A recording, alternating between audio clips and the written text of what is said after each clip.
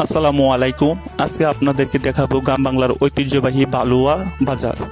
বাল্যা বাজারটি একটি ঐতিহ্য এবং পুরানা বাজার।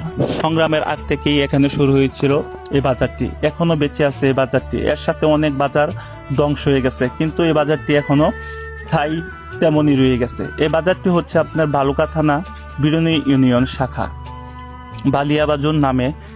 এই বালুয়া বাজারটির নাম দেওয়া হয়েছিল সংগ্রামের আগে, যেখানে মুক্তিযোদ্ধারা এখানে বসেই সংগ্রামের ডাক দিয়েছিল। এখান থেকেই সংগ্রাম শুরু হয়েছিল এবং স্বাধীনতা পেয়েছিল।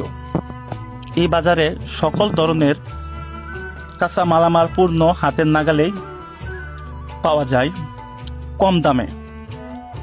যাবতীয় সংসার জীবনের যত সবজি এবং আনাজ তরকারি আছে সবই এই বাজারটিতে পাওয়া যায়। আমি আপনাদেরকে এখন নিয়ে যাচ্ছি মাছ মলে। দেখতে পাচ্ছেন এখানে বিভিন্ন ধরনের মাছ উঠেছে, তবে আরো মাছ উঠবে। এখনো বাজারটি শুরু হয়নি। চাপা ফুটকি ইলিশ থেকে শুরু করে যাবতীয় পণ্য, মরিচ এবং তরতাজা সবজি সব কিছু পাইকারি দরে কিনে নিয়ে অন্য বাজারে বিক্রি করেন। এই গ্রামের মধ্যে এত বড় একটি বাজার এখনো আমাদের মাঝে বেঁচে আছে, বিশ্বাস করা কল্পনার বাইরে। কারণ এই বাজারটিতে আপনার বিভিন্ন দূর দূরান্ত থেকে মানুষ ছুটে আসেন তাদের পণ্য কেনার জন্য।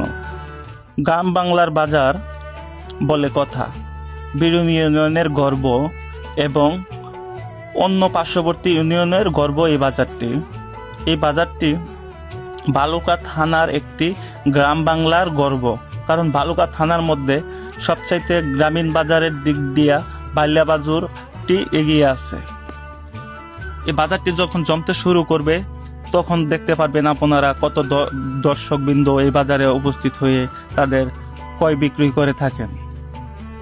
বিভিন্ন ধরনের শাক সবজি তরতাজা ক্ষেত থেকে মাত্র উঠায় নিয়ে আসছে। এগুলো খেতেও স্বাদ, কোনো ফরমালিন নেই। কম দামে বিক্রি করেন। গরিব দুঃখী সবাই এই বাজার থেকে বাজার করতে পারেন এবং সবার হাতের নাগালের দামেই বিক্রি করা হয়। এই বাজার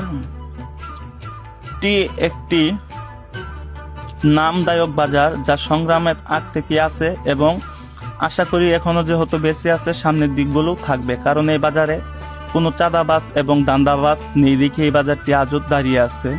যে কয়েকজন আছে তারা ঝাড়ু দেয় এবং বাজারটি পরিচালনা করে, পরিষ্কার পরিচ্ছন্ন করে।